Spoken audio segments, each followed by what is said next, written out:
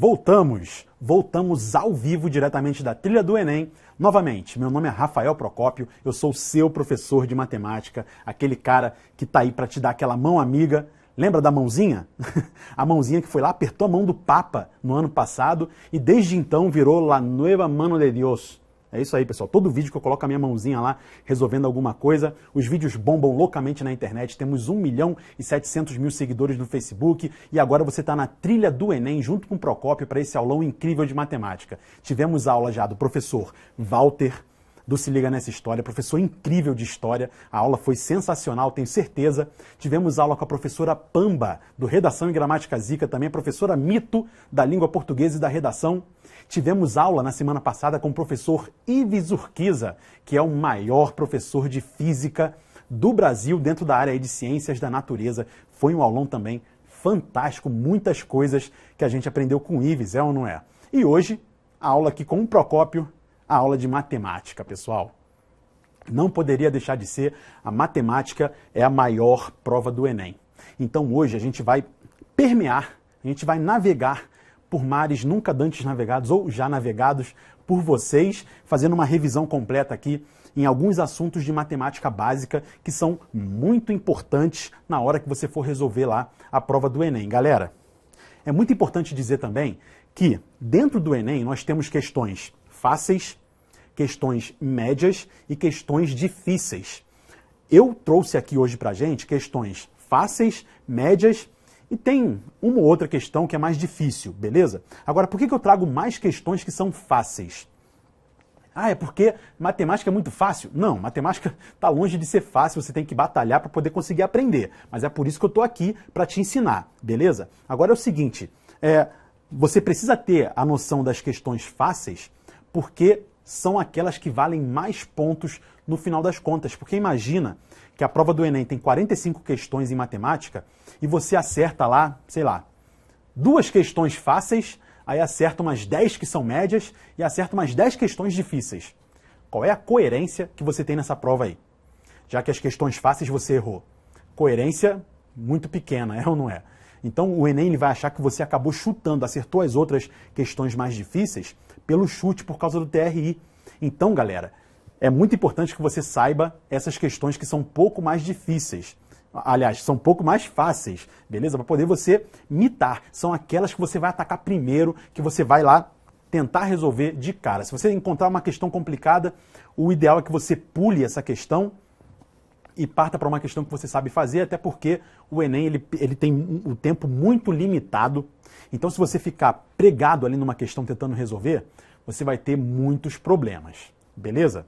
Então, novamente eu vou dizer aqui o que eu vou fazer na aula de hoje. A gente vai falar primeiro sobre o nosso sistema de numeração decimal e posicional, o que é muito importante a gente entender o nosso sistema de numeração. Depois, vamos trazer questões aí de expressão numérica, trabalhando com as 4 operações fundamentais da aritmética, que também é muito importante, afinal de contas, você precisa aprender a fazer cálculos mais rapidamente, precisa aprender a adicionar, subtrair, multiplicar e dividir de maneira mais adequada dentro da prova para poder não perder tempo. Tem muita gente que trava quando vai resolver alguma questãozinha no Enem que tem lá uma divisão. Falou divisão, então, como eu sempre digo, a galera fica... Muda para a câmera 4, que isso aqui é muito importante que eu vou dizer, hein? Falou em divisão, a galera fica bugada. E aí, para que você não bugue a sua cabeça, existe o professor Rafael Procópio. E aí, então, galera, ó, vamos começar com o nosso sistema de numeração decimal. Depois das expressões numéricas, nós vamos falar também sobre gráficos, análise de gráficos, trouxe algumas questões para você aqui também, e proporcionalidade. Beleza? Combinado? Novamente, senta o dedo no like, compartilha esse vídeo, ó, senta o dedo no compartilhar, chama a galera e vamos começar essa aula agora aqui, né? Vamos lá. É o seguinte, pessoal, vamos aqui para a nossa lousa mágica, que tudo que eu vou escrever no computador vai aparecer na sua tela de maneira sensacional. Vamos lá, o nosso sistema decimal. Vamos escrever aqui assim, ó. Sistema decimal. É muito importante que você, nessa aula, anote, faça as anotações necessárias para que você mande muito bem na prova de matemática, galera. Olha só, imagina que a gente tem determinado número aqui, eu vou escrevê-lo dessa forma aqui assim, ó. Vou colocar algumas casinhas, vou botar vírgula e outras 2 casinhas aqui, beleza? Agora perceba que se você colocar um pontinho aqui assim, ó, sempre, ó, aqui termina a parte inteira do número, é ou não é? O número inteiro, ele vem daqui até aqui assim, beleza? E depois da vírgula, no nosso sistema aqui, que a gente usa no Brasil, né, vem a parte decimal do número, tranquilo? E aí, quando a gente conta, ó, 1, 2, 3 casinhas para a esquerda desse número aqui, a gente coloca um pontinho que é exatamente para separar, né, as ordens desse número, tranquilo? Então aqui é o seguinte, imagina que eu vou escrever um número aqui, digamos, 32.846,94, por exemplo, beleza? Procópio, por que o nome é sistema de numeração decimal? Muito fácil e muito simples. Perceba que esse número aqui, que está na sua tela, ele pode ser escrito na forma da notação decimal da seguinte maneira, ó. Esse 3 aqui, ele vale 3? Eu já sei a tua resposta aí do outro lado. Não vale 3. Mas, Procópio, quanto que vale esse 3, então? Ele vale 30 mil, pessoal. Olha aqui, ó. Esse 3, ele vale 30 mil. Aqui assim, ó. É ou não é? E 30 mil, ele é igual a 3 vezes 10 mil. Concorda comigo? 3 vezes 10 mil. E aí você vai perceber que esse 10 mil aqui, ó, ele pode ser escrito na forma de uma potência de 10. Ou seja, aquele mesmo 3 ali, o valor dele posicional, porque depende da posição que ele está ocupando, o valor dele, que é 30 mil, pode ser escrito como sendo 3 vezes 10 elevado a quanto? Qual é o expoente, Procópio? O expoente é 1, 2, 3, 4. É a quantidade de zeros que está acompanhando 1. Muito fácil, muito simples. Então aqui, ó, 3 vezes 10 elevado à 4ª potência é o valor desse 3, é o valor posicional desse algarismo 3 aqui. Tranquilo? O 2. O 2, ele não vale 2, né? Ele vale 2.000. Aqui assim, ó, 2.000. E 2.000 é a mesma coisa que 2 vezes 1.000, que por sua vez é a mesma coisa que 2 vezes o 10, elevado a quanto? Ó, tem 3 zerinhos acompanhando o 1, logo 10 elevado a 3. Oh, muito legal, Procópio. Pois é, galera, isso é muito bacana, é ou não é? Já tinha percebido isso? Quem já tinha percebido, beleza, parabéns. Agora, quem nunca percebeu, merece um like, hein, galera? Olha só. Esse 8 aqui, ele vale 800. Então, a gente vai colocar aqui, ó, 800. Repara agora que esse 8 eu posso escrever como sendo 8 vezes 100. Posso ou não posso? E o 100 é 10 ao quadrado, beleza? Então, aqui ó, vai ficar 8 vezes 10 ao quadrado. Deixa eu ajeitar aqui, beleza. O 4, ele vale 40. É isso aí, deixa eu botar a setinha aqui para ele, ó, 40, que é a mesma coisa que 4 vezes 10. E, por sua vez, é 4 vezes 10 elevado a 1. E agora, Procópio, esse 6 aqui, como é que eu vou escrever esse 6? Esse 4 vezes 10 já acabou a potência de 10 aqui. Só que não. Muita calma nessa hora, pessoal. Olha só. Esse 6 aqui, eu posso colocar como sendo 6 vezes 1. Concorda comigo? E 6 vezes 1 é a mesma coisa que 6 vezes o 10 elevado a 0. Caraca, Procópio, olha que legal. Pois é, 10 elevado a 0 é a mesma coisa que 1. Qualquer número, né, qualquer base, com exceção do 0, que eu elevo a 0, dá igual a 1. Tranquilo? Então eu posso escrever esse 6 também como uma multiplicação de potência de base 10, fazendo 10 elevado a 0. Que legal! E agora essa parte decimal aqui, Procópio, tô bugado. Pessoal, lembre-se que tem também os números, os expoentes negativos. Então esse 9 é 9, ó, repara a sequência dos expoentes do 10 aqui, ó, 4, 3, 2, 1, 0, e o número que vai vir aqui logo após o 0, né, nessa sequência vai ser o menos 1, né, então vai ser 9 vezes 10 elevado a menos 1, tranquilo? 9 décimos, é isso aí, porque 10 elevado a menos 1, você vai concordar comigo que é a mesma coisa que 9 dividido por 10, né, 9 sobre 10 assim, e isso é a mesma coisa que 0,9, tranquilo, pessoal? Isso é uma propriedade da potenciação. Expoente negativo, a gente inverte e ele fica escrito dessa forma fracionária aqui assim, ó. Beleza? Então esse 10 aqui que estava sobre 1, ele ficou 1 sobre 10, E aí 9 vezes 1 é o próprio 9, né? E o 10 está lá embaixo, beleza? Então é só você inverter dessa forma aqui, que vai ficar 9 décimos. E esse 4 aqui, ele na verdade é 4 centésimos, é isso aí.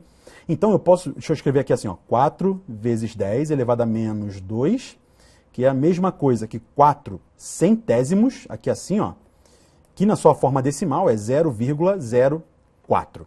E você vai perceber então por que o nosso sistema ele é chamado de sistema decimal e posicional. Aqui assim, ó, vou até botar o posicional aqui. Posicional. É por isso, porque cada número, dependendo de onde ele está aqui no nosso sistema de numeração, né, no nosso número que a gente está considerando, dependendo da posição dele, ele vai ter um determinado valor, beleza? Então, dessa forma aqui, a gente consegue perceber exatamente por que o nosso sistema decimal ele é tão bacana, tão legal, certo? Como ele funciona na prática. E dentro do nosso sistema de numeração, deixa eu dar uma apagadinha básica aqui. Dentro do nosso sistema de numeração, a gente tem também algumas coisas que são importantes, como, por exemplo, o sistema métrico decimal. Concorda comigo? Sistema métrico decimal é muito legal. O sistema de capacidade também, né? As unidades de medida de capacidade, que são os litros, os mililitros, etc. E nós temos também um monte de coisa bacana para vocês. Beleza?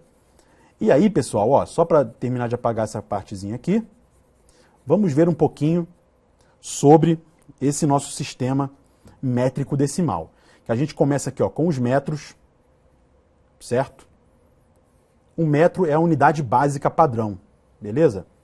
E aí é muito importante que você saiba os múltiplos e os submúltiplos do metro. Tranquilo? Aqui, ó, 1 metro, beleza?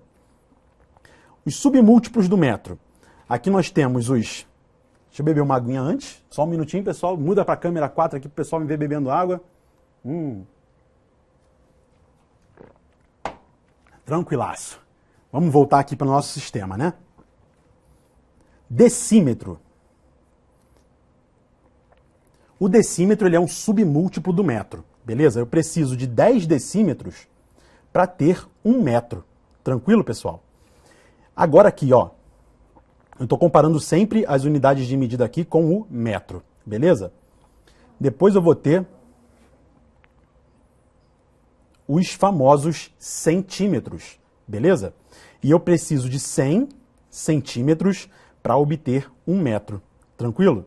E depois o famoso milímetro, em que eu preciso de 1000 milímetros para obter 1 metro. Aí agora os múltiplos do metro, né? O decâmetro, que a gente escreve assim, ó. O decâmetro é a mesma coisa que 0,1 metro. O metro, no caso, ele é um submúltiplo do decâmetro. É a mesma coisa que pegar um decâmetro e dividir em 10 partes, beleza? Cada partezinha vai ser equivalente a 1 metro. Depois eu vou ter o hectômetro, que vai ser 1 centésimo, e o quilômetro, o famoso quilômetro, né? Que eu preciso de 1000 metros para obter 1 quilômetro. E aí 1 metro é a mesma coisa que 0,001 quilômetro. Beleza, galera? Então, dessa forma nós temos o nosso sistema. Você percebe que ele é decimal também, né? Porque você percebe que a gente multiplica ou divide por 10, sempre aqui, né? Então ele é decimal e é como a gente costuma medir as coisas no nosso dia a dia. Beleza? E agora, Procópio, muda aqui para mim, que eu quero que a galera agora perceba que nós vamos começar a resolver algumas questões, mas antes disso, galera, vocês têm que acessar o site do Trilha do Enem. Porque, ó, muda aqui para a câmera 4, que é muito importante que eu vou falar, hein? Lá tem muitos exercícios sobre sistema de numeração decimal. Então, tudo isso que eu falei para vocês aqui, vocês têm de maneira grátis, incrível, dentro do site da Trilha do Enem. Novamente, www.trilhadoenem.com.br. Conheça o nosso site, que eu tenho certeza que você vai curtir bastante e vai aprender muito. Cada vez que você tem mais referências para estudar para a prova, é melhor para você. Beleza? Então, vamos ver um exercíciozinho que a gente tem aqui, ó. Vou ler o enunciado para vocês e aí logo depois vai passar um vídeo de resolução dessa questão aqui para vocês. Ó, essa questão é a questão 148 do Enem de 2016, o último Enem aí. beleza? Então você percebe que é uma questão de sistema de numeração decimal, e aí vamos ler para a gente ver como é que então vai tentar resolver essa questão aí. Você, inclusive, que está acompanhando a gente na live, pode colocar nos comentários aí a resposta que você acha que dá, beleza? Será que é a letra A, B, C, D ou E? Vamos ler juntos aqui o enunciado? É o seguinte, ó. O ábaco é um antigo instrumento de cálculo que usa notação posicional de base 10 para representar números naturais. Ele pode ser apresentado em vários modelos. Um deles é formado por hastes apoiadas em uma base. Cada haste corresponde a uma posição no sistema decimal e nelas são colocadas argolas. A quantidade de argolas na haste representa o algarismo daquela posição. Em geral, colocam-se adesivos abaixo das hastes com os símbolos U, D, C, M, DM e CM, que correspondem respectivamente a unidades, dezenas, centenas, unidades de milhar, dezenas de milhar e centenas de milhar, sempre começando com a unidade na haste da direita e as demais ordens do número no sistema decimal nas hastes subsequentes. Beleza, pessoal? Da direita para a esquerda, até a haste que se encontra mais à esquerda.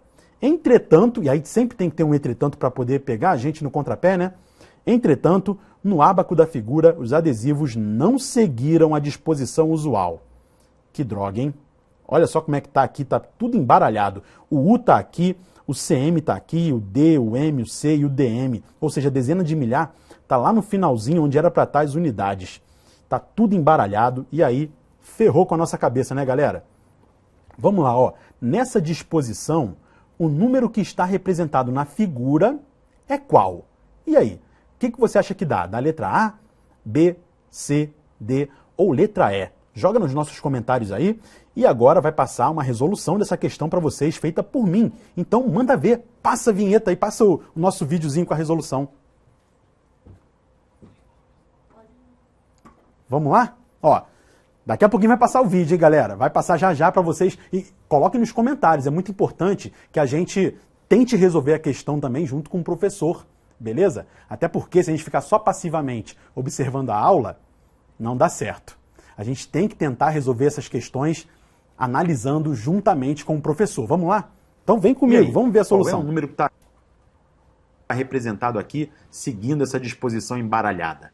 Pause o vídeo, tente você pensar que agora eu vou dar a solução. É um probleminha aqui de matemática muito legal e que é muito fácil, muito simples. É só você não se embananar na hora de escrever esse número. Olha só.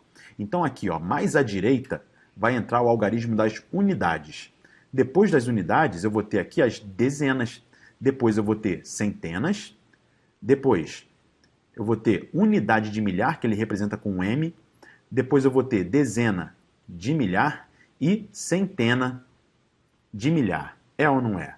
Agora perceba. Vamos lá, vamos colocar os números aqui em cima, os algarismos nas suas ordens correspondentes. Ó, as unidades estão bem aqui, né? Olha o U aqui. E eu tenho uma unidade. Então aqui vai entrar o 1. Muito fácil, muito simples. Depois, dezenas. Ó, dezenas está aqui. E eu tenho 1, 2, 3, 4, 5, 6, 7. 7 dezenas. Quantas centenas agora aqui? Ó, no C. O C está aqui. Uma única centena. Então aqui vai entrar o 1. Na unidade de milhar, onde tem o M, repara que tem a 0. E o 0 é um algarismo muito importante. Ele ocupa lugar, né? Ele não tem valor algum, né? Digamos assim, apenas o número 0, porém ele serve no nosso sistema de numeração decimal para ocupar lugar, senão a gente teria dificuldade para separar, por exemplo, o número 11 do número 101, por exemplo, né? Esse 0 aqui, ele ocupa o lugar. Ele não tem nenhuma dezena nesse caso aqui, beleza? Então, na nossa resolução que a gente está fazendo aqui agora, eu não tenho nenhuma unidade de milhar, mas eu vou ter dezena de milhar, olha só. Na dezena de milhar aqui, eu vou ter 1, 2, 3, 4, 5, 6. 6 dezenas de milhar. E finalmente, nas centenas de milhar aqui, ó, eu vou ter 1, 2, 3, 4. São 4 centenas de milhar. E, portanto, esse número aqui, né, normalmente a gente separa a cada 3 ordens. A gente tem uma classe, né? Então aqui eu vou separar com um pontinho. E esse número vai ser o número 460.171. que é a resposta condizente aqui com a letra D de Dinamitando na Matemática do Enem.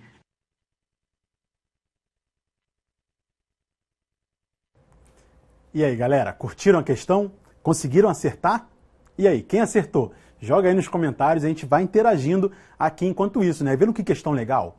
É uma questão aí que é tranquila de ser resolvida, não é uma questão difícil, uma questão que você, ao olhar a prova do Enem, não teria, ou não deveria ter, na realidade, muita dificuldade para poder resolvê-la, é ou não é? Você tem que analisar ali, o enunciado é sempre muito grande, e aí sempre tem esse problema, né, do enunciado grande, que tem os entretantos, os poréns, os contudos e os todavias, né? Mas é uma questão que é relativamente tranquila de ser resolvida, beleza? Temos aqui algumas perguntas enviadas pela galera que está no Face, no YouTube. O Matheus Duarte e a Emily Duarte, por exemplo, lá do Facebook, eles falaram assim, ó, Procópio, fala sobre função do primeiro e segundo grau e logaritmo também, por favor. Pessoal, função é uma matéria que cai muito. Vamos mudar aqui para a câmera 4, que eu já falo no seu olho, olhando no seu olho, hein?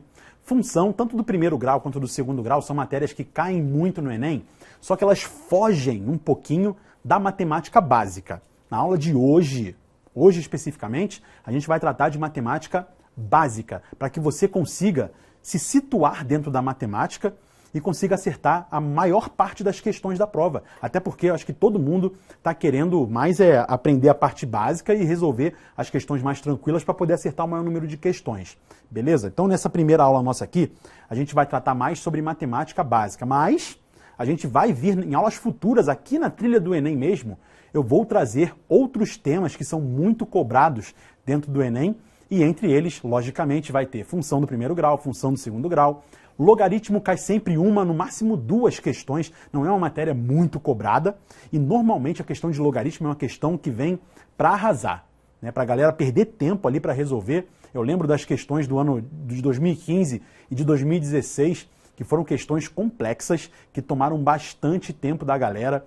Então, assim, eu diria para quem está assim, zerado em matemática, para evitar o logaritmo nesse instante. Estuda primeiro a matemática básica, depois você pega os assuntos que caem mais, e aí você tem probabilidade, você tem análise combinatória, você tem outros assuntos, geometria plana, geometria espacial, que caem muito na prova do Enem também, antes de você pegar uma matéria como logaritmo, como trigonometria, que caem pouco na prova, são questões mais difíceis, e aí, para quem está nesse momento ainda zerado em matemática, eu não sugiro que você estude essa matéria, beleza? Só quando você estiver dominando tudo, aí você parte para os logaritmos, ou então estude as questões. É muito importante que nas questões a gente revisa vários conteúdos, então estudar pelas questões é muito importante também. Beleza, galera? Então agradeço a pergunta do Matheus Duarte e da Emily Duarte, do Facebook. Temos o Thalisson também, Alencar, do Facebook, que botou assim, ó, falar mais sobre probabilidade. Como eu falei, probabilidade é uma matéria que está um pouco mais avançada, uma matéria de nível médio, mais avançada. São questões que são mais complexas também, normalmente. Tem questões que são fáceis dentro de probabilidade, mas o normal é que venham questões assim que deixam a gente bugado, como eu gosto de falar, né? Mas probabilidade é um assunto que cai muito, sempre cai em 3, às vezes 4, 5 questões de probabilidade na prova do Enem, é ou não é? E por ser um assunto muito cobrado, pessoal, anota aí, seguramente vamos falar sobre isso aqui na trilha do Enem, em aulões futuros. Não no de hoje. O de hoje a gente vai tratar de matemática básica, vamos falar sobre expressão numérica, sobre análise de gráficos e sobre proporcionalidade, dando uma ênfase à proporcionalidade, que é um assunto que você consegue resolver um montão de questão por causa da regra de 3, é ou não é? Temos também a pergunta do Lucas Vinícius, lá do Facebook, falar um pouco sobre derivada. Ó, derivada nem cai no Enem, hein, amiguinho? Derivada é um assunto do ensino superior. Então, para quem já está na universidade, aí a pessoa aprende lá uma matéria chamada cálculo, quem for fazer engenharia, quem for fazer matemática, física, astronomia, qualquer disciplina dentro de ciências exatas, a pessoa vai ter uma matéria chamada cálculo. E aí vai aprender, vai revisar a parte de funções inteirinha, então tem que dominar a parte de funções, para daí aprender limites, derivadas e integrais, beleza? Mas foge do Enem esse assunto. Então a gente não vai tratar aqui na trilha do Enem. Beleza, galera? Mas fica o convite para você conhecer lá o Matemática Rio, que tem coisa lá também tratando desses assuntos, beleza? Agora aqui, ó, o Diogo do Facebook fala sobre o PFP. Eu imagino que seja o princípio fundamental da contagem, né? O PFC, que trabalha aí com uma parte de contagem dentro de matemática, que é um preparatório para poder a gente estudar análise combinatória, é ou não é? E também é um assunto que cai muito no Enem e certamente terá em aulões futuros aqui na trilha do Enem. Beleza, galera? Então falaremos sobre isso, mas não na live de hoje. O Maicon Davi, lá do YouTube, botou: passa para geometria, probabilidade, análise combinatória. Pois é, como eu falei, pessoal, ó, nós vamos ter, inclusive, nosso próximo aulão, né, aqui na trilha do Enem, de matemática, vai ser no dia 18/10, eu separei tópicos de geometria. Olha que legal. Então já vai abordar aí o que o nosso amigo Maicon David está querendo estudar. Então acesse o nosso próximo aulão, não percam, hein? O de hoje a gente vai tratar de matemática básica e vamos dar prosseguimento aqui a nossas questões do Enem. Beleza, pessoal? Ó, vamos mudar para a questão 147 da prova do Enem de 2012. Acompanha comigo a leitura do enunciado, hein, galera? Ó, questão 147. Tudo isso com base na prova azul.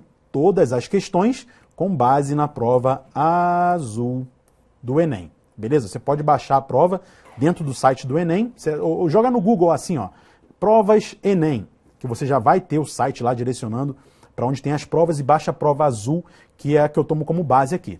Beleza? Então assim, ó, Enem 2012 é o seguinte: os hidrômetros são marcadores de consumo de água em residências e estabelecimentos comerciais. Existem vários modelos de mostradores de hidrômetros, sendo que alguns deles possuem uma combinação de um mostrador e 2 relógios de ponteiro. O número formado pelos 4 primeiros algarismos do mostrador fornece o consumo em metros cúbicos. Aqui, ó, é bom a gente sempre pegar o que ele está botando, né? E os 2 últimos algarismos representam, respectivamente, as centenas e dezenas de litros de água consumidos. Um dos relógios de ponteiros indica a quantidade em litros e o outro em décimos de litros, conforme ilustrados na figura a seguir. Está aqui a figura para ajudar a gente a entender tudo isso. É ou não é? Considerando as informações indicadas na figura, o consumo total de água registrado nesse hidrômetro em litros, ele quer em litros aqui, ó. Não posso esquecer de mudar para litros, tendo em consideração que 1 metro cúbico equivalem a 1000 litros, ó, que está aqui no enunciado também, né? Então, em litros é igual a quanto? A gente vai precisar analisar fazer a leitura desse hidrômetro aqui, bonitinho, para daí descobrir quantos litros foram consumidos. Beleza?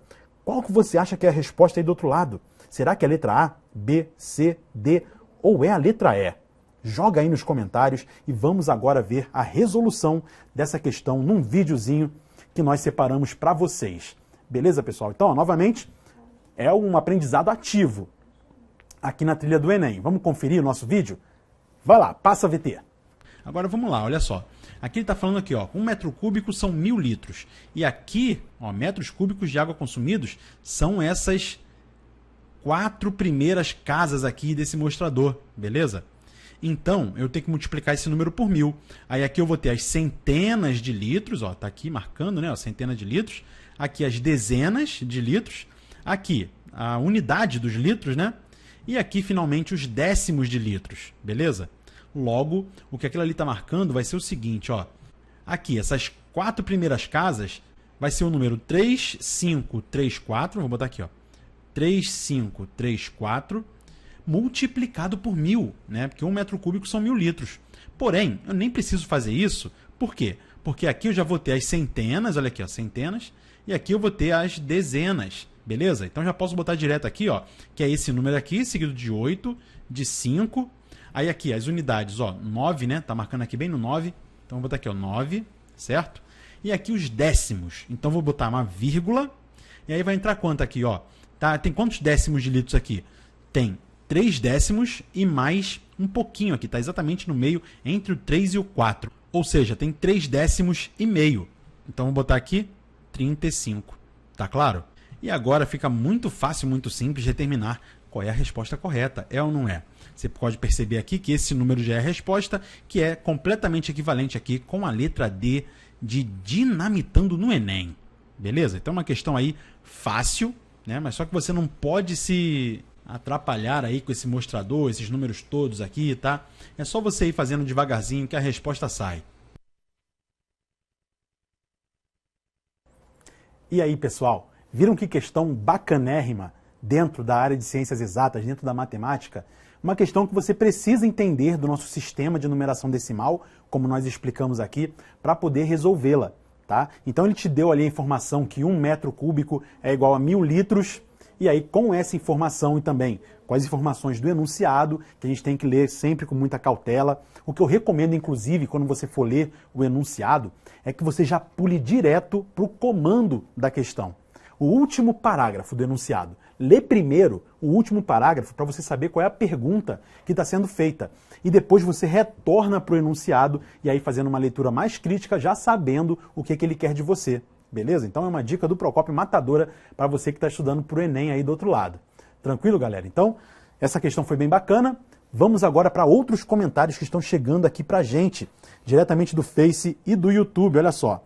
A Isabela Iracema e o Lucas de Jesus, lá do Facebook, eles colocaram assim, ó, professor, quais são as matérias que mais caem no Enem em matemática? Vamos lá, olhando no seu olho aqui, eu vou dizer quais são as que mais caem. Galera, matemática é muita coisa, realmente cai bastante coisa no Enem e, sem dúvida alguma, uma das coisas que mais caem, a que mais cai, com certeza é a área de proporcionalidade. E proporcionalidade, quando eu falo assim, pode ficar meio vago, mas aí você que está me acompanhando aqui na trilha do Enem vai ter a especificidade. Que é o seguinte, galera, ó, regra de 3 simples, regra de 3 composta. A composta cai um pouco menos, mas a regra de 3 simples resolve muitas questões dentro da prova do Enem. E também dentro de proporcionalidade, eu destaco para vocês aí, ó, porcentagem. E aí dentro de porcentagem nós podemos aumentar também o leque para porcentagem comum, né? Também juros simples, juros compostos, que normalmente caem também alguma questão na prova. Também temos as questões de escala, né? Que sempre caem uma ou duas questões dentro da prova do Enem. Então, proporcionalidade sempre cai bastante. Temos também funções, geometria plana, geometria espacial. Galera, é um mundo o conhecimento em matemática. Ó, a nossa grande espectadora Jaine, ela disse que o que mais cai no Enem é uma coisa muito fácil e muito simples. O que mais cai no Enem? As lágrimas. Lágrimas caem muito no Enem, mas ó, só cai lágrima para quem não estuda. Você que está na trilha do Enem tem certeza que serão lágrimas de sorriso, de felicidade. Você vai rir, você vai olhar para a prova e vai falar, que prova maneira. Tenho certeza que você vai curtir e você vai acertar muitas questões. Beleza, galera? Então aqui, ó, já falei bastante coisa que cai na prova, hein? Muito importante você ir anotando isso daí. Dentro de geometria plana é um assunto também muito vasto, e aí você pega de geometria plana, triângulos, teorema de Pitágoras, área de quadriláteros, perímetro, círculo, circunferência, tem muita coisa que cai dentro de geometria plana. Geometria espacial, mesma coisa, volume, área da superfície, você tem também aí projeção ortogonal, que sempre cai uma questão lá na prova. Então, é muita coisa para você estudar, por isso que não pode perder tempo. A gente está há mais ou menos 2 meses da prova de matemática, você não pode perder tempo. É por isso que iniciativas como essa aqui, da trilha do Enem, são incríveis para que você aprenda ao máximo antes da prova. Beleza, galera?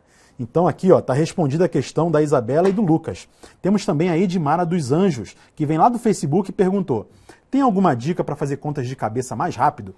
É o nosso próximo assunto, hein? A gente vai falar aqui sobre dicas de fazer conta mais rápido. Fica ligado aí que o próximo assunto nosso é esse. E o Lucas de Jesus perguntou: trigonometria cai no Enem?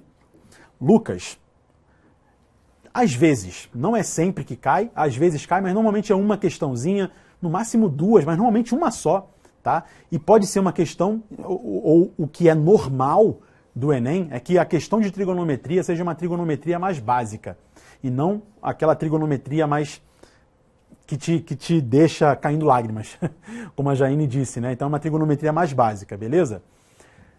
Vamos lá, vamos resolver mais um exercício, que nesse caso aqui também ainda trabalha com a nosso sistema de numeração decimal, tá? Só que de uma outra maneira. Repara aí que ele tem uma outra base. Ele não é, na verdade, um sistema decimal. Olha aqui, ó.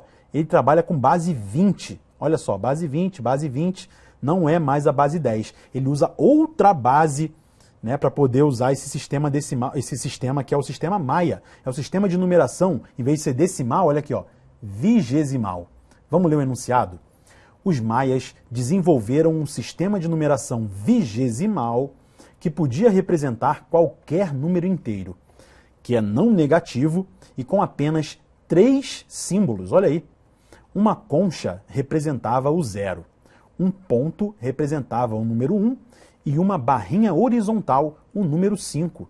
Até o número 19, os maias representavam os números como mostra a figura 1. Tá aqui, ó, desse jeitinho que está mostrando a figura 1. Beleza? Uma questão muito bacana. Vamos agora ler o restante dela aqui. Números superiores a 19 são escritos na vertical, seguindo potências de 20 em notação posicional, como mostra a figura 2. Tá aqui então, ó, cadê? A figura 2 aqui, ó. Beleza? Desse jeitinho aqui. Tranquilo? Ou seja, o número que se encontra na primeira posição é multiplicado por 20 elevado a 0, que é a mesma coisa que 1. O número que se encontra na segunda posição é multiplicado por 20 elevado a 1, que é igual a 20, e assim por diante. Os resultados obtidos em cada posição são somados para obter o número no sistema decimal. Então a gente vai fazer a conversão, olha que legal. Um arqueólogo achou o hieroglifo da figura 3 em um sítio arqueológico. Então está aqui esse hieroglifo que foi encontrado. O número no sistema decimal que o hieroglifo da figura 3 representa é igual a qual número nosso que a gente está acostumado a ver. E aí, ele quer que você converta na realidade, né, do sistema vigesimal maia para o sistema decimal nosso que nós utilizamos hoje em dia. Beleza, pessoal? E aí? É letra A, B, C, D ou letra E? Faz as contas aí, você vai ver que para resolver esse tipo de questão aqui tem algumas expressõezinhas numéricas que você vai ter que resolver, é ou não é? E agora, já que eu te coloquei a par da situação, vamos ver a resolução desse exercício. Então você percebe aqui, ó, que ele quer que a gente traduza esse número aqui, que está no sistema de numeração maia, para o nosso sistema de numeração indo-arábico decimal posicional. Beleza? Então aqui é o seguinte, ó, a gente vai fazer aqui, ó, a gente vai primeiro identificar o que representa cada símbolo desse aqui. Esse símbolo, por exemplo, ó, com 3 barrinhas na horizontal e 4 bolinhas aqui em cima, você vai perceber que ele é o 19, olha aqui, certo? Então aqui vai ser 19 vezes 20 elevado a 0. Tranquilo? Por que 20 elevado a 0, professor? Ele fala isso para mim no enunciado, é ou não é? Ó, a primeira posição eu multiplico aqui. Ele fala aqui, ó, multiplico por 20 elevado a 0. Beleza? E 20 elevado a 0, você vai concordar comigo que é a mesma coisa que 1, né? Então aqui, ó, 19 vezes 1 é igual a 19. Aqui eu vou considerar o 19 no nosso sistema decimal posicional. Na segunda posição, eu tenho essa concha aqui, que é o 0. Olha aqui o 0, ó. O 0 é a concha, né? Então vai ser 0 vezes o 20 elevado a 1. Ora, 0 vezes qualquer coisa é quanto, galera?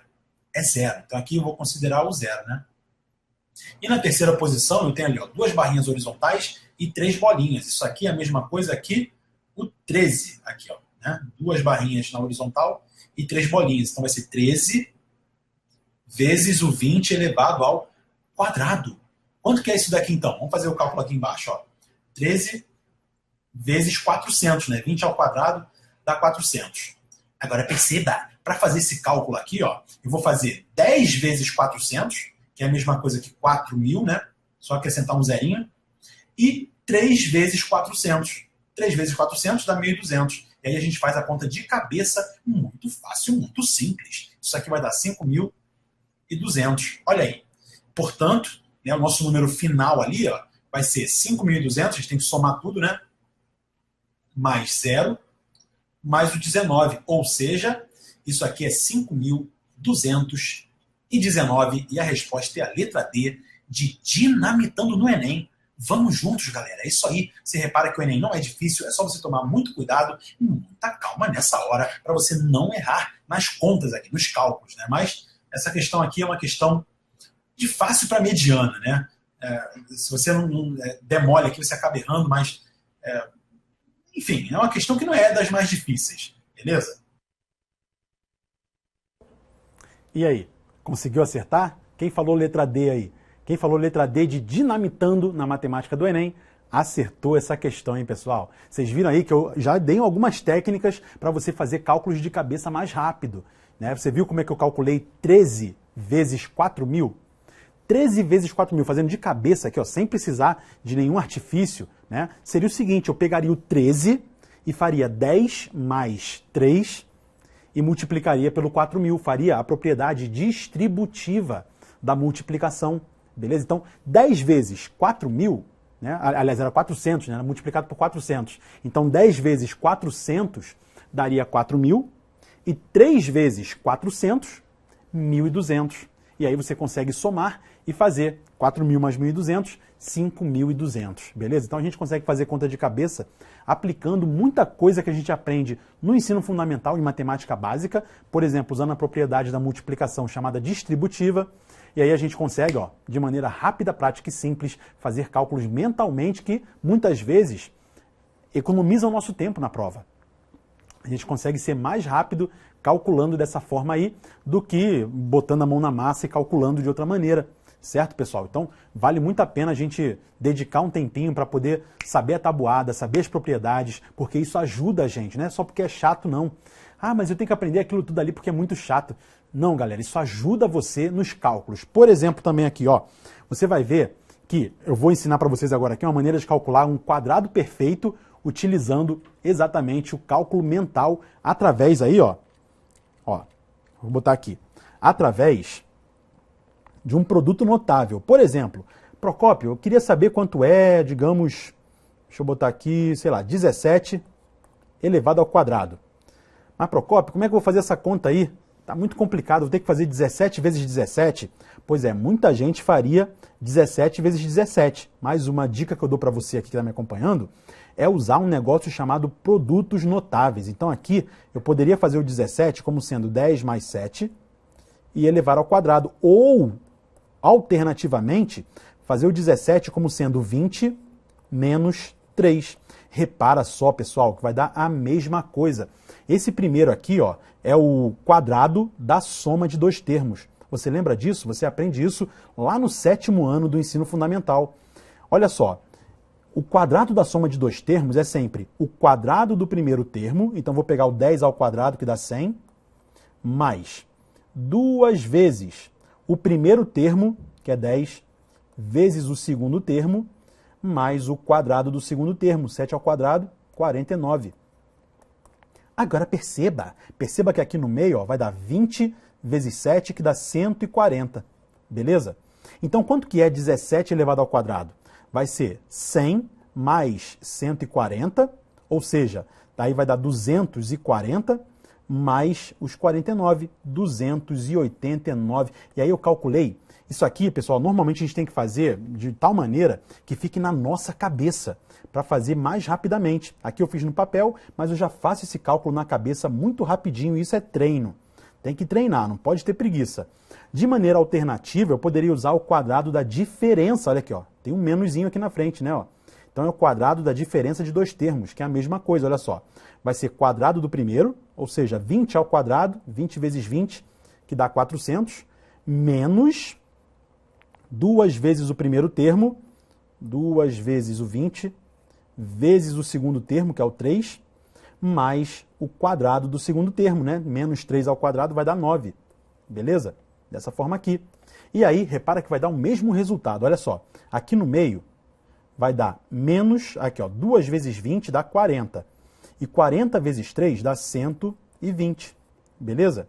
Repara comigo aqui, ó, 400 menos 120 dá 280.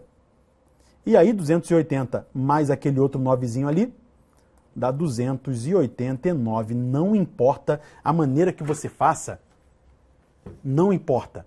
Pessoal, o que importa, volta aqui para mim, né? O que importa a conta está correta. Não importa se você faz através do quadrado da soma, através do quadrado da diferença.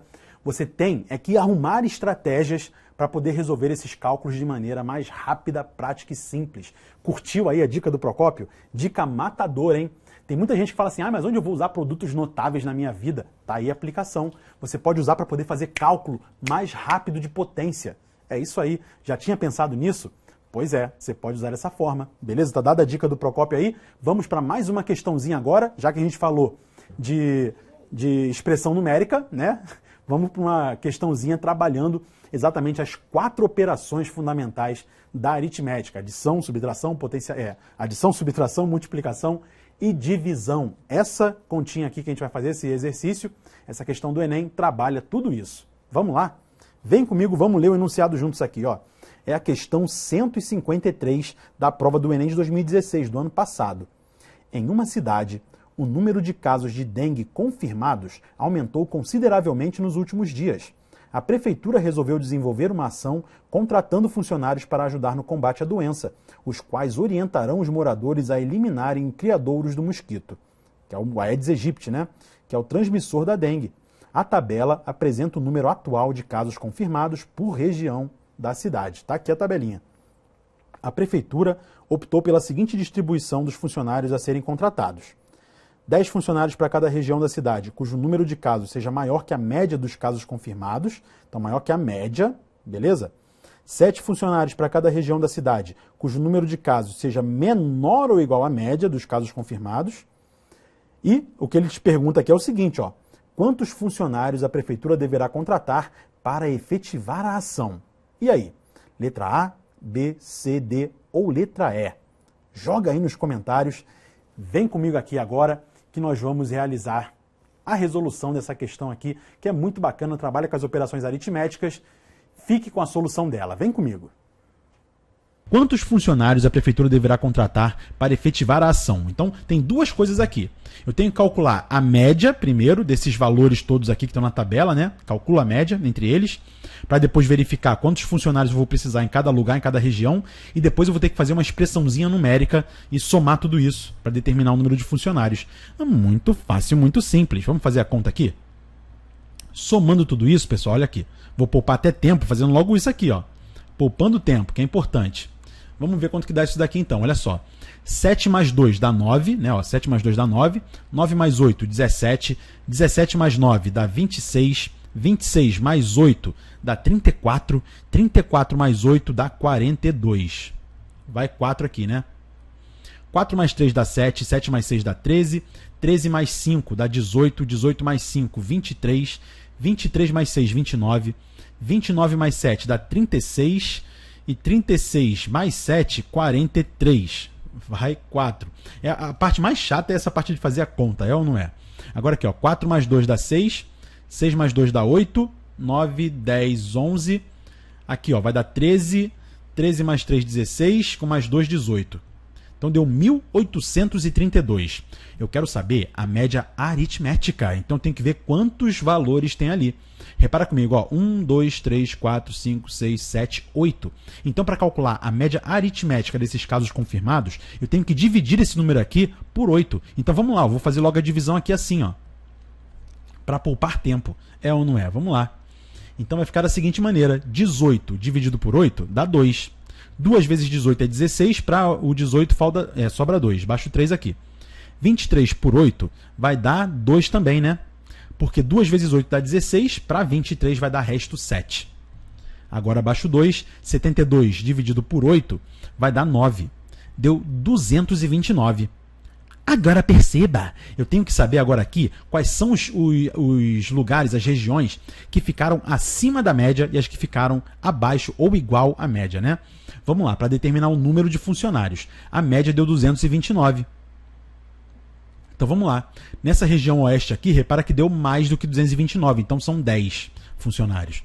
Aqui ó, vai dar 10 também, aqui vai dar 7, porque ficou abaixo da média, aqui dá 7, aqui dá 7 de novo, aqui vai dar 10 funcionários, que está acima da média, aqui ficou acima da média e aqui também ficou acima da média.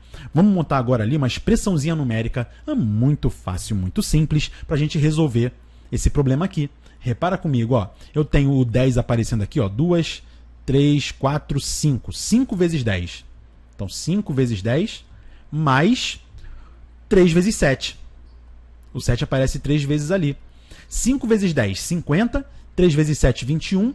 Então, aqui vai dar quanto? Ó, 50 com 21 dá 71. E a resposta aqui vai ser a letra D de Dinamitando na Matemática do Enem. É isso aí. Vem junto com o Rafael Procópio que você tem dicas fantásticas, sensacionais para poupar seu tempo, acertar a questão e não dar mole no Enem nesse tipo de questão que é uma questão aí tranquilinha e que você não pode errar. E aí, galera? Curtiu essa questão também? Bacana, né? Viu que não precisava de nada além das operações aritméticas mais básicas. Adição, subtração, multiplicação e divisão para resolver esse tipo de questão aí. É ou não é? Eu vi uma pergunta aqui, né, que a galera mandou, que foi o seguinte, foi a Maiara Silva. Foi uma pergunta bacana relativa à questão anterior. Ela botou assim, ó, por que 20 elevado a zero é igual a 1? Por quê? Na verdade, qualquer base diferente de zero, se você tiver 0 elevado a zero, isso é uma indeterminação matemática, beleza?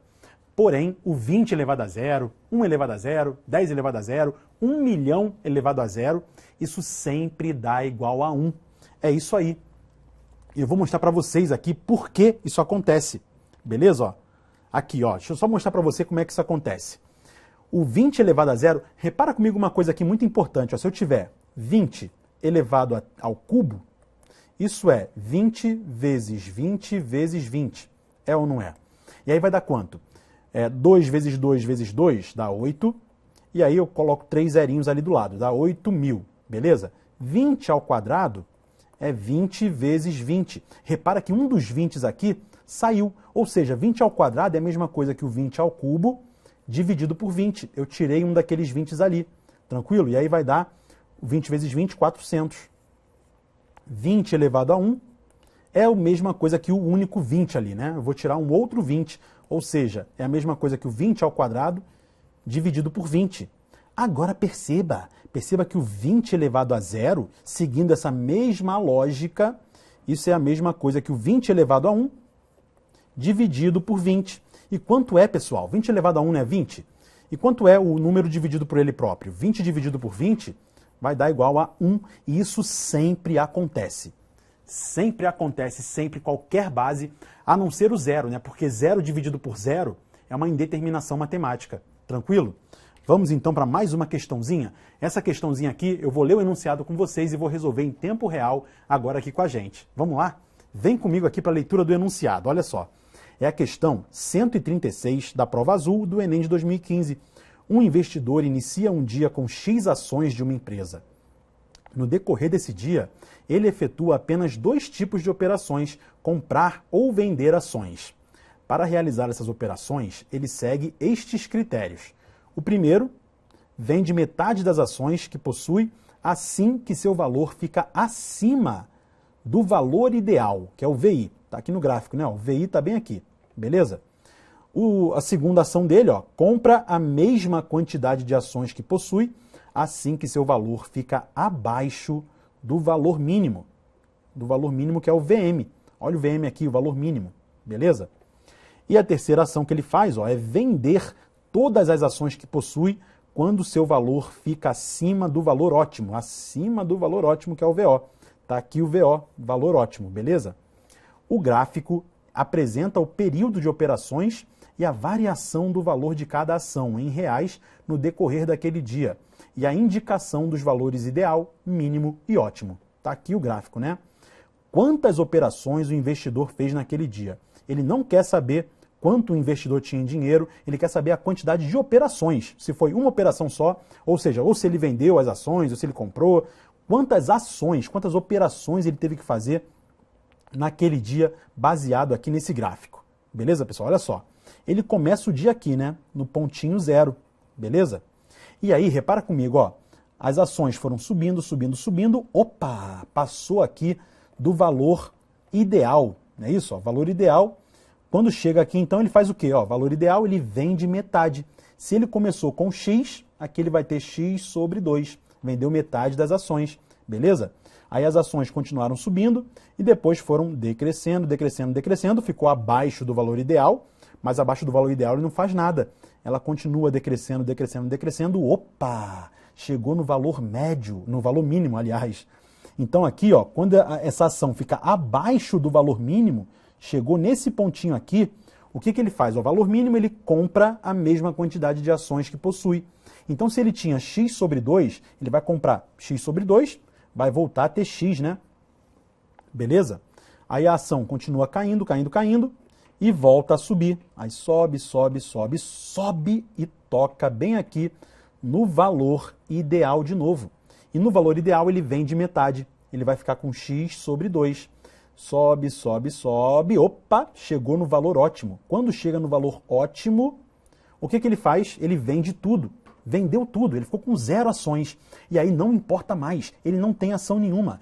Quando ele comprar, se ele comprar a mesma quantidade que possui, vai continuar com 0. Então ele não vai fazer mais nada. Chegou aqui, acabou. Logo ele fez quantas operações? Ó, a primeira foi aqui, né? Ó, 1, 2, 3, 4. Então a resposta aqui, ó, é a letra B de beleza. Compreendi a solução e vou junto com o Procópio, junto com a trilha do Enem, rumo ao meu sucesso em matemática. É isso aí, pessoal. Muita gente bugou, porque quando vê essa linha reta aqui, ó, vindo daqui de baixo até aqui em cima, o pessoal às vezes desconsidera essa operação aqui. Beleza? Então, não pode dar esse mole, por isso que com o Procópio aqui você não cai em pegadinha. A resposta é a letra B. Beleza, pessoal? Conseguiu acertar aí do outro lado? Não? Não tem problema. É por isso que a gente está aqui estudando. A hora de errar é essa agora, para depois a gente acertar na hora da prova. Beleza, pessoal? Vamos a mais uma questãozinha, então, envolvendo interpretação de gráfico? Vamos ler o enunciado dessa questão aqui, ó, questão 162 do Enem 2016. O cultivo de uma flor rara só é viável se, do mês do plantio para o mês subsequente, o clima da região possuir as seguintes peculiaridades. A variação do nível de chuvas, que é a pluviosidade, nesses meses não for superior a 50. Cuidado com o não aqui, né? Senão a galera buga, fica bugada. A temperatura mínima nesses meses for superior a 15 graus. Ocorrer nesse período um leve aumento não superior, cuidado com o não, a 5 graus na temperatura máxima. E aí é o seguinte, ó, um floricultor, pretendendo investir no plantio dessa flor em sua região, fez uma consulta a um meteorologista que lhe apresentou o gráfico com as condições previstas para os 12 meses seguintes nessa região. Tá aqui o gráfico. Beleza, pessoal? Então, vamos lá. Com base nas informações do gráfico, o floricultor verificou que poderia plantar essa flor rara. O mês escolhido para o plantio, então, foi qual?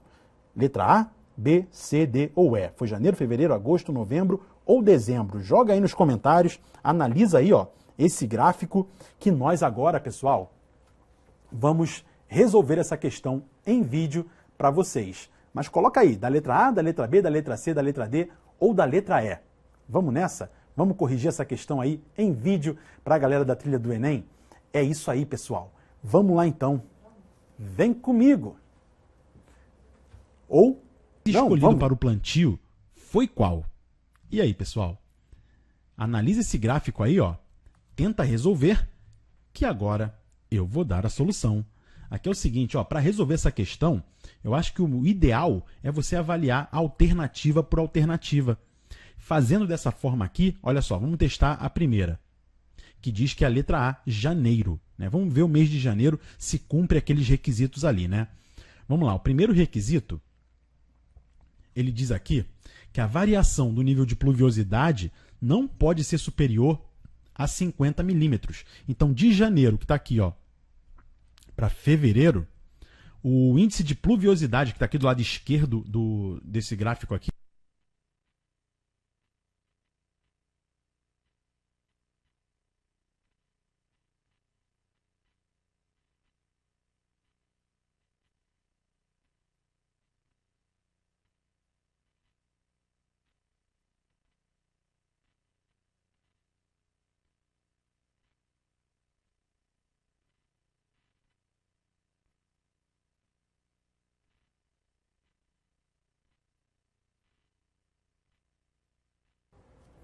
Pessoal, tivemos um pequeno probleminha técnico, mas não tem problema. Vocês vão colocar aí nos comentários a resolução dessa questão, até porque, ó, estamos chegando na parte final da nossa aula, hein?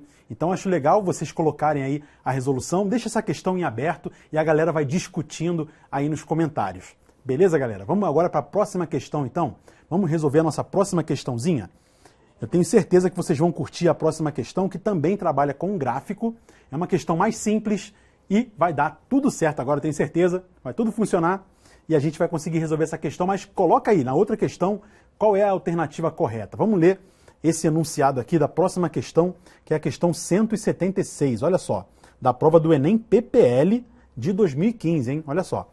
O gráfico mostra a variação percentual do valor do Produto Interno Bruto, que é o PIB do Brasil, por trimestre em relação ao trimestre anterior. Tá aqui o gráfico, né? O gráfico de linha bonitinho. De acordo com o gráfico, no período considerado, o trimestre em que o Brasil teve o maior valor do PIB foi qual? E aí? Foi o segundo trimestre? Enfim, tá aqui, ó, as opções A, B, C, D ou letra E. Qual que você acha que é a alternativa? Vamos resolver então essa questão para vocês? Tomara que tudo funcione agora. Há de tudo funcionar, vou mentalizar para que funcione, para que dê tudo certo e vocês vão colocar as alternativas nos comentários. Beleza, pessoal? Coloca aí, vamos ver o que vai dar. Ou a gente analisa aqui a questão também. Vamos lá, agora deu tudo certo, hein? Acho que deu tudo certo. Vamos lá resolver essa questãozinha em vídeo. Vem comigo. Pessoal, será que foi o segundo trimestre de 2009, o quarto trimestre de 2009, o terceiro de 2010, o quarto de 2010 ou o primeiro de 2011? Ele quer saber aqui, ó, de acordo com o gráfico, no período considerado, o trimestre em que o Brasil teve o maior valor do PIB. Qual que você acha que é aí? Pensa no problema, que agora, como sempre, eu vou dar a solução. Colocou nos comentários aí a sua solução? Muita gente, tenho certeza, deve ter olhado esse gráfico aqui e deve ter visto esse pico, ó, em que ele fala que o Produto Interno Bruto em relação ao trimestre anterior cresceu 2,57%. Mas será que aqui é onde está o maior valor desse Produto Interno Bruto, do PIB? Não, claro que não. Muita calma nessa hora. Muita gente deve ter respondido aqui, ó, que é esse daqui, ó, certo? Esse valor aqui. Quando na verdade não pode. Não pode ser.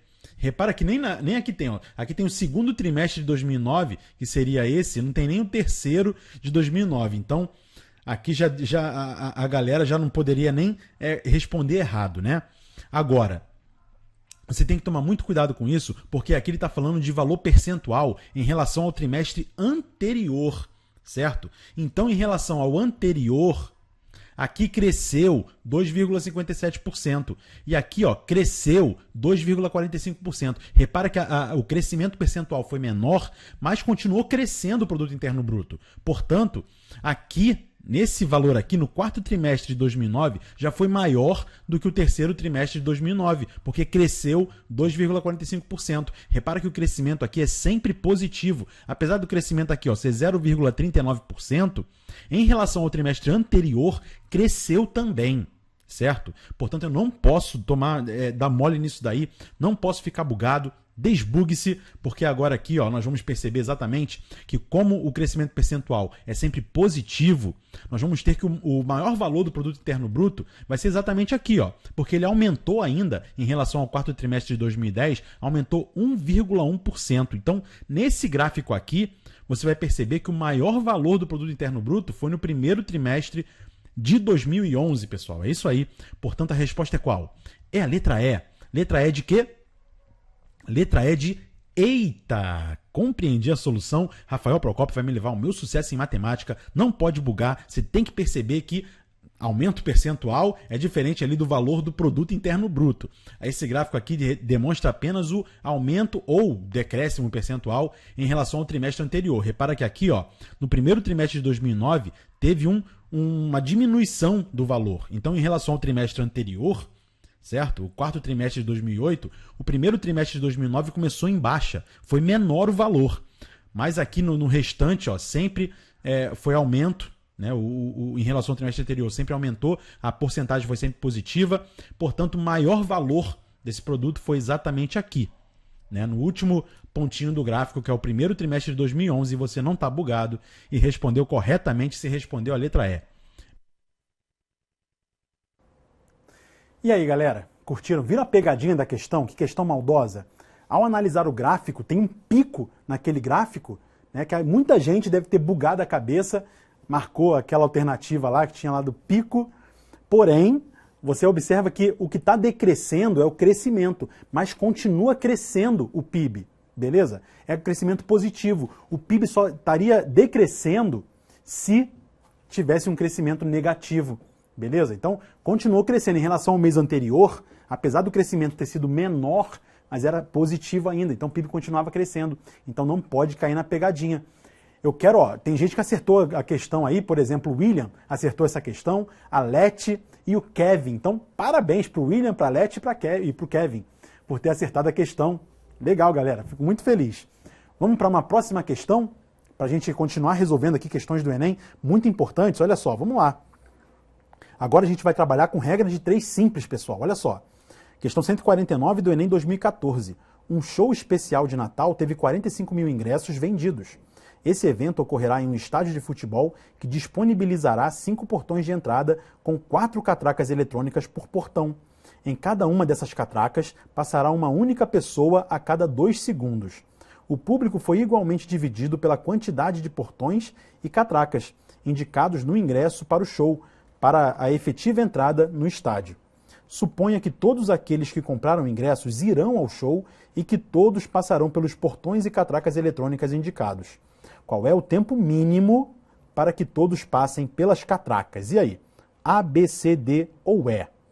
Tenta resolver aí, joga nos comentários e vamos verificar a resolução dessa questão também aí num vídeo maravilhoso para que você tenha todos as respostas possíveis para essa questão. É ou não é? Vamos lá? Vem comigo. Bom, nesse caso aqui, o tempo vai ser mínimo se todas as catracas estiverem divididinhas ali, né? E passar o mesmo número de pessoas em cada uma das catracas. Logo, eu vou dizer aqui, ó, que vão ter quantas catracas no total? 5 vezes 4, 20. Então, a cada 2 segundos, passam 20 pessoas. Vão entrar 20 pessoas no estádio. Como eu preciso que entre 45 mil, eu quero saber em quanto tempo isso vai acontecer. É ou não é? Agora, basta a gente fazer o quê? Multiplicar cruzado. Eu tenho aqui, ó, grandezas diretamente proporcionais, porque se eu aumentar o número de segundos aqui, vai aumentar, é claro, o número de pessoas que vão entrar no estádio de maneira proporcional. Logo aqui é o seguinte, eu vou ter 20x igual a 2 vezes 45 mil, que vai dar 90 mil, certo? E aí é o seguinte, x vai ser igual a 90 mil dividido por 20.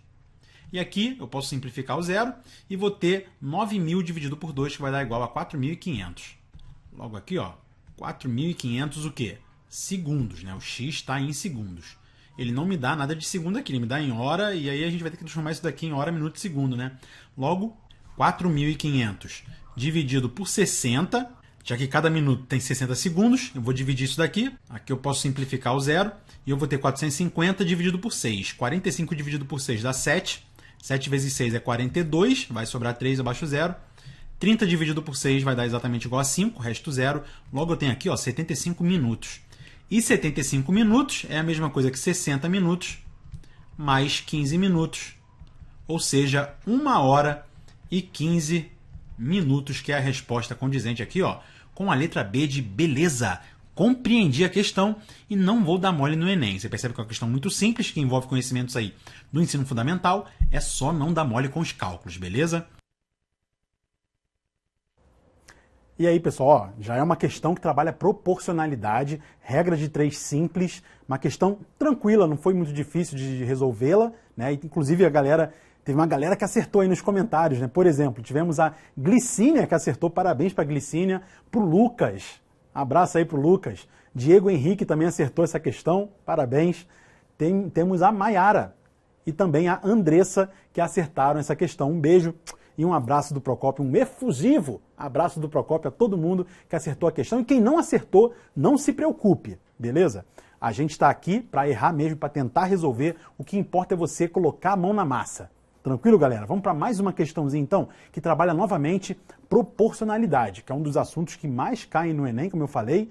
Regra de 3 simples. Agora a gente vai trabalhar mais uma questão que envolve porcentagem com regra de 3 simples. Vamos lá, vamos ler aqui a questão, olha só. É a questão 151 do Enem 2016 do ano passado, olha só.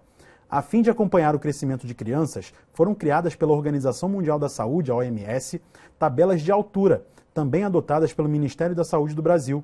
Além de informar os dados referentes ao índice de crescimento, a tabela traz gráficos com curvas apresentando padrões de crescimento estipulados pela OMS.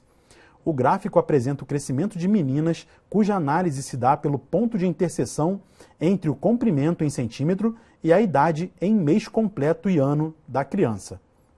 Está aqui o gráfico, né? Uma menina, aos 3 anos de idade, tinha altura de 85 centímetros e aos 4 anos e 4 meses, sua altura chegou a um valor que corresponde a um ponto exatamente sobre a curva P50. Beleza? P50 que está bem aqui, né? Vamos lá. Qual foi o aumento percentual da altura dessa menina, descrito com uma casa decimal, no período considerado? Ele quer o aumento percentual da altura da menina. E aí? Letra A, B, C, D ou letra E? Novamente, joguem nos comentários que vamos ver quem vai acertar para eu mandar beijo, hein? Quem acertar a questão, eu mando beijo. Beleza? Vamos lá para a resolução da questão? Vem comigo! Eu vou resolver essa questão aqui usando uma regrinha de 3, beleza? Que é muito fácil e muito simples. Aos 3 anos, eu vou criar aqui uma tabelinha, né? Ó, vou botar centímetro, peraí que bugou, centímetro e porcentagem, né? Então vamos lá. Aos 3 anos de idade, ela tinha 85 centímetros, o que correspondia na época a 100% da sua altura. Agora, depois disso, aos 4 anos e 4 meses, ela estava com 105 centímetros, o que corresponde aqui a quantos por cento? Não sei. É exatamente o que eu quero calcular. Agora perceba que eu posso multiplicar aquilo ali cruzado sem problema algum, né? Ó, dessa forma aqui. Então eu vou ter 85x igual a 100 vezes 105. Aí eu posso pegar esse 85, né? Você já sabe. Posso passar dividindo aqui para o outro lado, né? Divido por 85 aqui. E aí, resolvido o meu problema. Olha só. Eu posso, se eu quiser aqui facilitar a minha vida, né? Eu posso simplificar o 105, por exemplo, com o 85. 105 dividido por 5 dá 21. E 85 dividido por 5 dá 17. Então eu teria 100 vezes 21, que dá o 21, seguido de 2 zeros, né? Dividido ali por 17. Então, quanto dá 2.100 dividido por 17? Vamos fazer essa continha aqui do lado. Ó. Então, 2.100 dividido por 17. Ao realizar essa conta, eu vou ter o seguinte, 21 por 17 dá 1. 1 vezes 17 é o próprio 17, para 21 sobra 4. Baixa o zero ali. 40 dividido por 17 vai dar 2, né? 2 vezes 17 dá 34. Para 40, sobra 6. Baixa o outro zero. 60 por 17, você vai perceber que vai dar 3. Porque 3 vezes 17, 3 vezes 10 dá 30, 3 vezes 7, 21. Então vai dar 51. Para 60, dá resto 9. Eu já até poderia finalizar aqui. Eu não precisava nem continuar. Mas eu posso continuar porque ele quer uma casa decimal, né? Então botar vírgula. E aí fica 90. 90 por 17 vai dar 5. 5 vezes 10, 50. 5 vezes 7 é 35. Então vai dar 85, vai dar resto 5 ali embaixo. Então você repara que o x ali ele é igual a 123,5%. O que ele quer é o aumento percentual.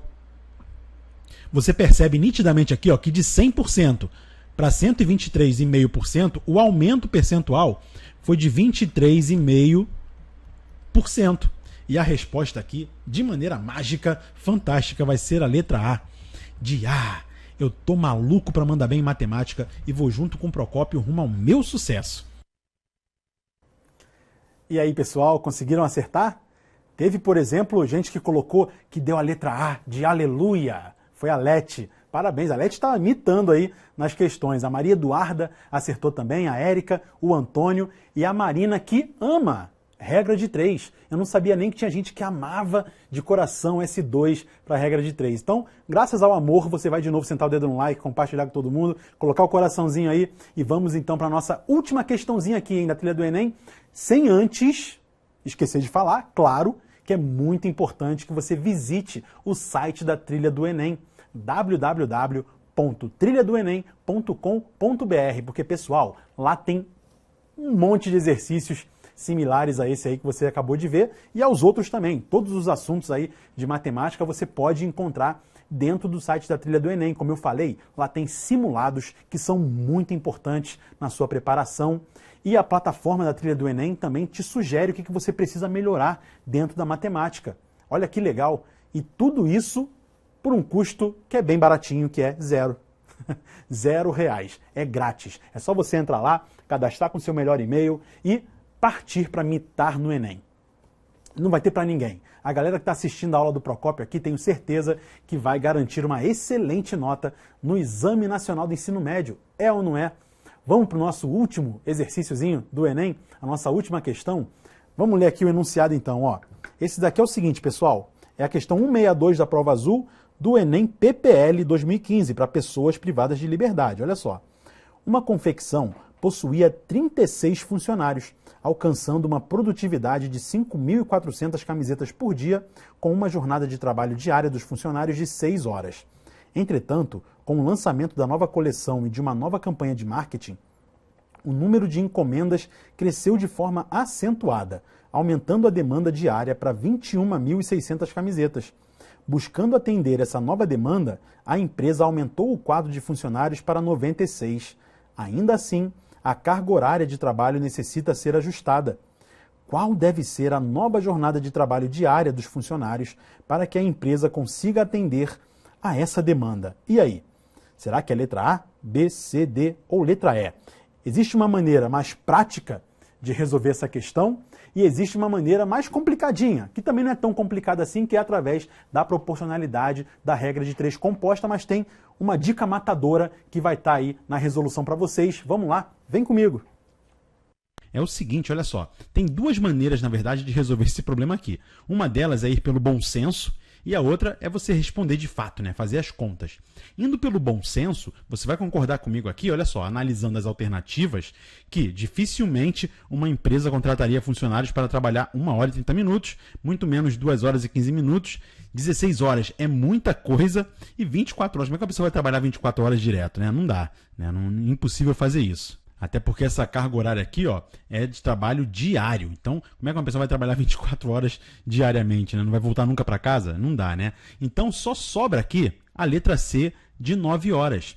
Tá? Então, indo pelo bom senso, você não precisaria nem fazer conta, eu já responderia que a letra certa é a letra C de... Caraca! Mas vamos fazer a conta aqui, olha só. Vem comigo aqui, ó. É o seguinte, eu vou montar a tabelinha, já que esse é um problema claramente de proporcionalidade, né? Isso vai dar uma regra de 3 composta. Então aqui, ó, eu vou colocar o número de funcionários, número de func, beleza? Depois, na outra aqui, ó, eu vou colocar o número de camisas, beleza? E na outra coluninha ali, ó, o número de horas. Tranquilo? Então vamos lá, vamos preencher isso daqui, ó. Na primeira situação, eu tenho 36 funcionários, 5.400 camisas, né, camisetas, e uma carga de 6 horas diárias, beleza? Na segunda ali, ó, na segunda situação, eu vou ter 96 funcionários, né, o número de funcionários aqui vai ser 96, número de camisas produzidas vai ser de 21.600, 21.600, e o número de horas é exatamente o que eu quero saber, vai ser o X. Agora perceba aqui o seguinte, olha só, se eu colocar a setinha aqui, ó, no número de horas, apontando para baixo, tanto faz a direção dessa seta, né? Eu vou ter o seguinte, eu vou analisar agora as outras informações para saber se são diretamente ou inversamente proporcionais ao número de horas. Acontece o seguinte aqui, ó, se eu aumentar o número de horas, o que acontece com o número de camisas produzidas? Vai aumentar também. Então a setinha aqui vai ficar na mesma direção. E aqui no outro, o número de funcionários. Se eu aumentar o número de horas trabalhadas, o número de funcionários tende a diminuir. Então vou colocar a setinha para outra direção aqui, ó. Então agora na hora de montar a proporção, eu vou ter o seguinte, eu vou ter 6 sobre x, certo? Igual, aí agora aqui, ó, como são diretamente proporcionais, eu vou manter a mesma direção aqui, ó. Então primeiro o número de cima dividido pelo número de baixo. 5.400 sobre 21.600, e aí multiplico pela outra ali, ó, que vai ser o quê? É inversamente proporcional ao número de horas. Então, vou ter que inverter, é ou não é? Porque aqui vai diminuir. Quando eu aumento o número de horas, diminui o número de funcionários. Então, em vez de botar 36 sobre 96, vou fazer a inversão. Vai ficar 96 sobre 36 aqui, ó. E agora eu posso muito bem simplificar, por exemplo, esses dois zeros com esses dois zeros aqui, beleza? O que mais que eu posso simplificar aqui, ó? Repara que 54 dividido por 216 dá 1/4, né? Aqui vai ficar 1 e aqui vai ficar 4. Repara que aqui também eu posso simplificar dividindo aqui por 4 em cima e embaixo, beleza? 96 dividido por 4 daria 24. E 36 dividido por 4 dá 9. Ainda posso simplificar o 24 com 9, dá para dividir por 3. Aqui daria 8 e aqui daria 3. Então, vamos lá. Tenho frações mais simples aqui agora. Posso muito bem reescrever tudo aquilo ali. Como o x está no denominador, eu posso inverter todas as frações, calcular o recíproco delas, né? Então, vou ter aqui, ó, x sobre 6, né? Vou inverter tudo, igual a 4 sobre 1, né? Estou invertendo. E aqui, ó, vai ficar vezes 3 sobre 8, beleza? Agora, aquele 6 ali que está no denominador, eu posso passar muito bem multiplicando para o outro lado. Então, aqui eu vou ter o seguinte, olha só. Eu vou ter que o x ele é igual a 4 vezes 3/8 vezes 6. Agora aqui, ó, 4 eu posso simplificar com 8, certo? Aqui vai dar 1 e aqui vai dar 2. Esse 2 aqui eu posso simplificar com esse 6, concorda comigo? Aqui vai dar 3, né? 6 dividido por 2 dá 3. E o que me falta simplesmente aqui, ó, é 3 vezes 3, que vai dar igual, então, a 9. Beleza? Então, essa conta aí, ó, demorou um pouquinho para ser feita, mas é claro, com a prática você vai fazer muito mais rapidamente, mas de qualquer maneira, essa questão aqui, como eu disse, daria para você deduzir a resposta certa através do bom senso, já que ninguém trabalharia 1 hora e 30 minutos, nem 2 horas e 15, nem 16, nem 24. Então, ficaria apenas aqui, ó, 9 horas, que seria a resposta, então, como a gente acabou de ver, da letra C de caraca. Compreendi a solução e vou junto com o Rafael Procópio rumo ao meu sucesso em matemática. E aí, galera, conseguiu acertar? Viu a dica matadora? Que incrível! Sensacional, né? Pelo senso comum dá para determinar qual é a resposta ali dessa questão, mas também pela proporcionalidade a gente consegue também. Vamos ver se a gente consegue voltar para aquela questão de gráfico, para ver se o vídeo vai passar ou não. Você tentou resolver aquela questão de gráfico? Vamos ver se agora, se o sistema não vai bugar, se vai conseguir resolver. Vamos lá, ó. Inclusive, se você puder voltar para aquela questão, você volta, que a gente vai... E antes de passar o videozinho lá, eu quero mandar um beijo para quem acertou, né? Ó, tem a Andressa, que acertou essa questão, a Dayana, que acertou a questão agora que a gente acabou de passar, o Lucas, a Kathleen, o Washington, e temos também Lulu da Bahia. Bahia eu não conheço, nunca fui à Bahia, quero muito receber um convite de Salvador. Se vocês estão aí, ó, na Bahia, em Salvador, conhece diretor de escola, alguma coisa, pode chamar o Procópio, que eu quero ir aí conhecer vocês. Temos a Maíra, da Zona Norte, e também o Vitor, que é da Vila Sônia, olha que legal. Beleza, galera? Então, vamos ver se a gente consegue repassar aquele videozinho que não passou, ver se o áudio melhorou. E vamos lá, vem comigo. O mês escolhido para o plantio foi qual? E aí, pessoal? Analise esse gráfico aí, ó. Tenta resolver, que agora eu vou dar a solução. Aqui é o seguinte, ó, para resolver essa questão, eu acho que o ideal é você avaliar alternativa por alternativa. Fazendo dessa forma aqui, olha só, vamos testar a primeira, que diz que é a letra A, janeiro, né? Vamos ver o mês de janeiro se cumpre aqueles requisitos ali, né? Vamos lá, o primeiro requisito, ele diz aqui que a variação do nível de pluviosidade não pode ser superior a 50 milímetros. Então, de janeiro, que está aqui, ó, para fevereiro, o índice de pluviosidade, que está aqui do lado esquerdo desse gráfico aqui, né?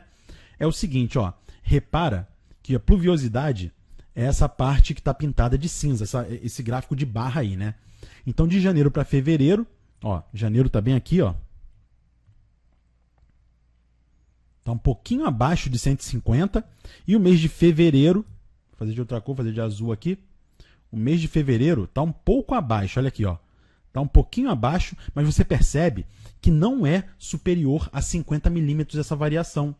Variou um pouquinho para baixo ali, mas não o suficiente. Então, cumpriu o primeiro requisito aí, o mês de janeiro para o mês de fevereiro, né? Vamos lá, o segundo critério. A temperatura mínima tem que ser superior a 15 graus. Vamos lá. Em janeiro, a temperatura mínima, repara aqui, ó, a temperatura mínima é essa que tem um pontilhado, né? Então o pontilhado está aqui embaixo. No mês de janeiro a mínima ficou aqui, ó. E aqui a temperatura você vê que está aqui do lado direito do gráfico.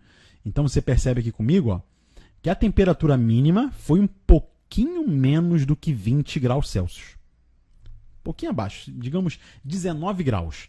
É superior a 15 graus? É, beleza. Então cumpriu ali, né, do mês de janeiro, cumpriu esse requisito. Agora o mês de fevereiro aqui, ó. Em fevereiro está aqui a temperatura mínima. Repara que teve um leve aumento, mas ela ficou aqui acima dos 15 graus também, plenamente aceitável. É ou não é? Agora aqui, ó. Agora, ocorrer nesse período um leve aumento não superior a 5 graus na temperatura máxima. Então tem que ter uma elevação na temperatura, só que não pode ser mais do que 5 graus. Repara que de janeiro para fevereiro, isso acontece, olha aqui, ó, mês de janeiro, a temperatura máxima, que está aqui em cima, né? Ó, essa parte do gráfico aqui, ó. A temperatura máxima em janeiro foi de 27 graus, por aí, né? E em fevereiro, tá aqui, ó, né? Aqui está a temperatura máxima de fevereiro, está abaixo de 30. Então você percebe que essa variação, né, esse aumento da temperatura de janeiro para fevereiro aumentou, né, de fato, e não foi superior a 5 graus. Então o mês de janeiro cumpriu todos os requisitos ali necessários. Então, de fato, ao testar a primeira alternativa, eu já chego à resposta, que é a letra A. De eu tô maluco para mandar bem no Enem e vou junto com o Procópio rumo ao meu sucesso em matemática. Você que está aí na sua casa agora, pode testar. Testa para o mês de fevereiro, agosto, novembro, dezembro. Eles vão falhar em pelo menos um desses requisitos aqui. Você percebe que vai ter alguma falha, beleza? Eu não vou fazer aqui, fica como exercício para você verificar cada um desses outros meses aí em casa.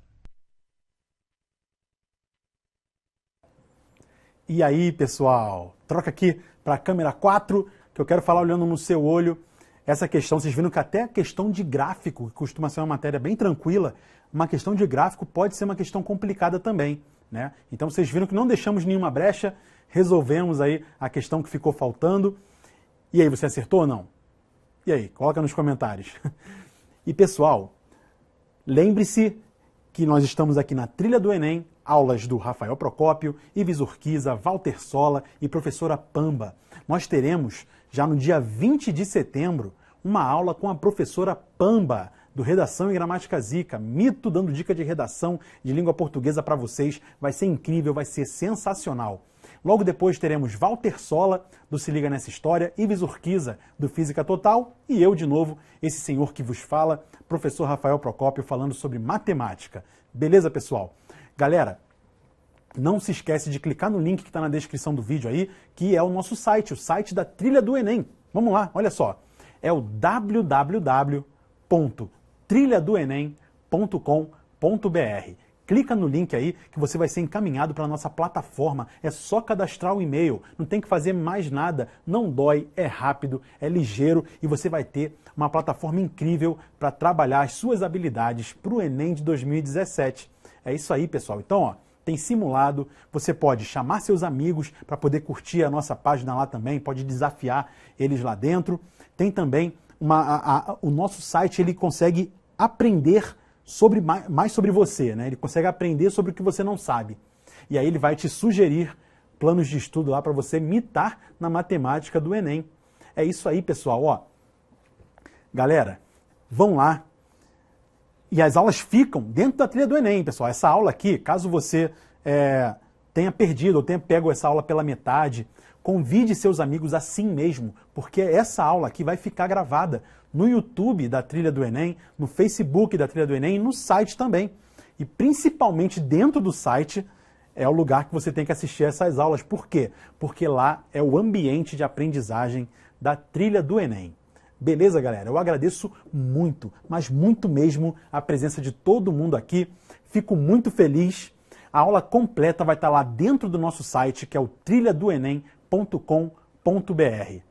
Beleza, galera? Agradeço muito a presença de todo mundo.